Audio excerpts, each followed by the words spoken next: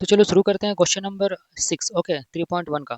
देखो यहाँ पे दिया क्या हुआ है कि given that the linear equation, एक हम लोग को लीनियर इक्वेशन दिया गया है 2x plus 3y minus 8 equal to 0।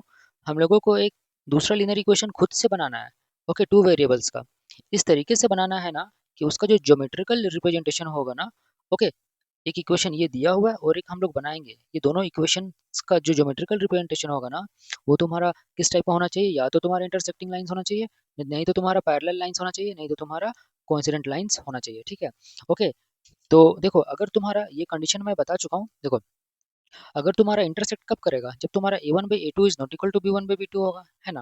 ये तुम्हारा कंडीशन हुआ। ठीक है, तो मैं इसको यहाँ पे लिखता हूँ। देखो देखो सबसे पहले हम लोग ये कंडीशन पे आते हैं। ठीक है ना। मैं क्या बोला कि एक तुम्हारी इक्वेशन दिया हुआ है और एक इक्वेशन हम लोग को खुद से लिखना है। ठीक है, टू वेरिएबल्स का। तो यहाँ पे हम लोग को सबसे पहले क्या लिखना पड़ेगा ना, हम लोग लिखेंगे 2x plus 3y minus 8 equal to 0, है ना। ये तुम्हारा दिया हुआ है। ओके, ये तुम्हारा पहला इक्वेशन जो तुम्हारा दिया हुआ है।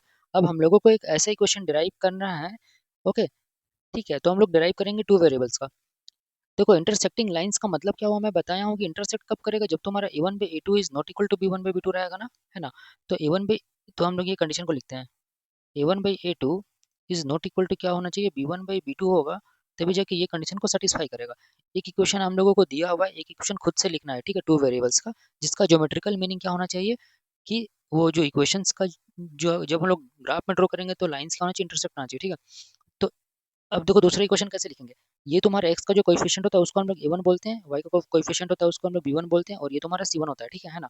तो a1 और b1 को हम लोग को देखना होता है इंटरसेक्टिंग लाइंस में। ठीक है।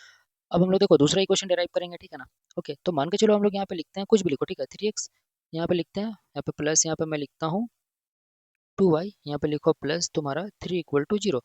ओके, अपना मन से कुछ भी क्वेश्चन हम लोग यहाँ पे लिख सकते हैं। कुछ इस तरीके से लिखना ना कि देखो यहाँ पे ये a1 है, ये तुम्हारा क्या है? a2 है। a1/a2 मतलब 2/3 इज नॉट इक्वल टू 3/2। देख लो ना। तो ये हम लोग दो इक्वेशन लिख लिए ना। अब दो इक्वेशन लिखने के बाद हम लोग को क्या चेक करना है कि a1/a2। तो अगर हम लोग यहाँ पे ध्यान से देखेंगे ना, तो a1 कितना है? यहाँ पे 2 है ना। a2 कितना है? यहाँ पे 3 है। ओके, और यहाँ पे तुम्हारा b1 कितना है? b1 है तुम्हारा 3, और यहाँ पे तुम्हारा b2 कितना है? 2। देखो दोनों तुम्हारा नॉट इक्वल टू आ रहा है ना। अगर तुम्हारा दोनों नॉट इक्वल टू आ रहा है, इसका मतलब ये कंडीशन को फुलफिल कर रहा है। कंडीशन को फुलफिल कर, इसका मतलब जो लाइंस होंगे ना, ये लाइंस होंगे, इक्वेशन का जो लाइंस होंगे वो आपस में क्या करेंगे? इंटरसेक्ट करेंगे। ठीक है ना। ये चीज तुम लोगों को समझना था। ओके, अब देखो दूसरा में क्या दिया हुआ है ना, दूसरा में हम लोगों को बोला है पैरेलल होना चाहिए। ठीक है। तो पैरेलल के लिए कंडीशन क्या होता है तुम्हारा? a1/a2 is equal to b1/b2 is not equal to c1/c2 होना चाहिए। ठीक है ना। तब जाके वो पैरेलल होगा। ठीक है, लाइंस। तो देखो एक इक्वेशन तो तुम्हारा दिया हुआ है ना, क्या दिया हुआ है तुम्हारा? 2x प्लस तुम्हारा 3y माइनस 8 इक्वल टू 0, ये तुम्हारा एक इक्वेशन दिया हुआ है। अब पैरेलल का कंडीशन क्या होता है तुम्हारा? a1/a2 is equal to b1/b2, है ना, is equal is not equal to तुम्हारा होता है c1/c2, याद रखना। ठीक है, ये तुम्हारा पैरेलल का कंडीशन होता है। ओके, अब देखो दूसरा इक्वेशन हम लोग कैसे लिखेंगे, है ना। a2 b2 और हम लोग को c2 चाहिए। ठीक है ना। यहाँ पे तुम्हारा a1 b1 और c1 है ना। ये दोनों इक्वल करना है। ठीक है ना। a1/a2 इक्वल टू b1/b2 ये तुम्हारा सेम करना है। मतलब तुम्हारा 2x है ना, तो यहाँ पे फिर से हम लोग क्या लिखेंगे? कुछ भी लिखो। ठीक है ना, 2x भी लिख सकते हो, है ना। प्लस तुम्हारा यहाँ पे 3y है तो यहाँ पे भी 3y लिख दो। ओके, तो यहाँ पे तुम्हारा क्या हो जाएगा ना, जब हम लोग इसको डिवाइड करेंगे a1/a2 तो 1/1 आएगा, b1/b2 तो भी तुम्हारा 1/1 आएगा, तो ये दोनों तुम्हारा सेटिस्फाई कर जाएगा। अब देखो c1/c2 को तुम्हारा इक्वल नहीं करना है। ठीक है ना, है ना। तो हम लोग क्या लिखेंगे? कुछ भी लिख दो यहाँ पे, प्लस तुम्हारे लिख दो 3 इक्वल टू क्या हो जाएगा? 0। ये इक्वेशन 2। तो हम लोग यहाँ पे क्या देख पा रहे हैं ना कि a1/a2 मतलब 2/2, okay, is equal to b1/b2 मतलब 3/3, 3/3, okay, is not equal to यहाँ पे c1/c2। यहाँ पे c1 कितना है तुम्हारा? -8 है, और c2 कितना है? यहाँ पे 3 है। तो देख लो ये कंडीशन सेटिस्फाई कर रहा है ना। इसका मतलब जो लाइन्स है वो क्या होगा? आपस में पैरेलल होंगे, है ना। ठीक है। अब देखो थर्ड क्वेश्चन में क्या दिया हुआ तुम्हारा? कोइंसिडेंट होना चाहिए ना लाइन्स, क्या होना चाहिए? Lines coincident. अब कोइंसिडेंस का कंडीशन क्या होता है? कोइंसिडेंस का कंडीशन ये होता है तुम्हारा, अगर तुम्हारा a1/a2 is equal to b1/b2 is equal to c1/c2 होगा, तब तुम्हारा क्या होता है? कोइंसिडेंस होता है। ठीक है ना। तो हम लोग यहाँ पे जो इक्वेशन ऑफ लाइन जो दिया हुआ है, पहले हम लोग उसको लिखते हैं। क्या दिया हुआ है हम लोग के पास? 2x plus 3y minus 8 equal to 0, ये तुम्हारा दिया हुआ है ना।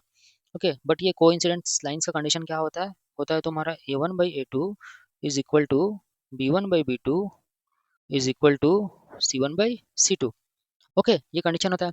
ठीक है। तो हम लोग एक दूसरा इक्वेशन लिखेंगे जहाँ पे तुम्हारे, जिससे हमको a2 b2 और c2 मिलेगा, है ना। तो यहाँ पे देखो 2x है ना, तो यहाँ पे डबल करो। ठीक है, 4x हम लोग ऐसे हम लोग लिख सकते हैं। ठीक है ना। ये हम लोग अपने से डराइव किए। अब ये दोनों इक्वेशन का रेशियो चेक करना पड़ेगा, है ना, कोफिशिएंट का, कि ये तुम्हारा आ रहा है कि नहीं, तभी जाके वो तुम्हारा कोइंसिडेंस होगा, ठीक है। तो a1/a2 मतलब क्या होगा, 2/4, 2 बाई क्या लिखेंगे हम लोग, 4, कैंसिल करो कितना होगा, 1/2 आएगा। देखो ये तुम्हारा कितना हो रहा है, b1/b2, b1 कितना है 3, b2 कितना है तुम्हारा 6, तो 3/6 इज इक्वल टू, ये तुम्हारा c1 कितना है तुम्हारा -8 बाई c2 कितना -16। जब हम लोग इसको फर्दर सॉल्व करेंगे ना, तो ये तुम्हारा कितना होगा, ये तुम्हारा होगा 1/2, ये तुम्हारा 1/2 आ रहा है, इक्वल टू, देखो ये भी तुम्हारा 1/2 आ रहा है ना, ये भी 1/2 आ रहा है, is equal to, minus minus cancel हो जाएगा, बचेगा ये 1/2, ये भी तुम्हारा 1/2 आ रहा है। देख लो ना, ये कंडीशन को सेटिस्फाई कर रहा है। तो ये क्वेश्चन में तुम्हारा यही बोला गया था, ठीक है। ओके, आई होप तुम लोग को समझ में आया होगा ये क्वेश्चन।